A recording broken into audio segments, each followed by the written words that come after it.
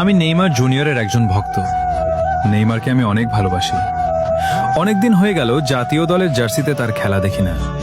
হলুদ জার্সি গায়ে তার সেই ড্রিবলিং, তার সেই ম্যাজিক আজও খুব মনে পড়ে। ব্রাজিলের খেলা দেখলেই মনে হয় এই জায়গাটায় নেইমার থাকলে সবকিছু অন্যরকম হতো। শুনলাম 18 তারিখ নাকি ব্রাজিলের স্কোয়াড ঘোষণা দিবে, আর সেই 55 জনের তালিকায় নাকি নেইমারের নাম রেখেছে কার্লো অ্যানসেলোটি।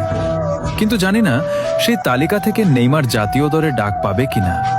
তবে একটা কথা নিশ্চিত, সেদিন রাতে কোটি কোটি নেইমার ভক্ত ফোনের দিকে তাকিয়ে থাকবে শুধু একটা খবর দেখার জন্য, নেইমার কি আবার জাতীয় দলে ফিরবে। হয়তো সেদিন রাতে হাসি মুখে ঘুমিয়ে যাব, আর যদি না হয় হয়তো কান্না করতে করতে রাতটা পার করে দেব। কারণ নেইমার শুধু একজন খেলোয়াড় না, সে আমাদের অনুভূতি।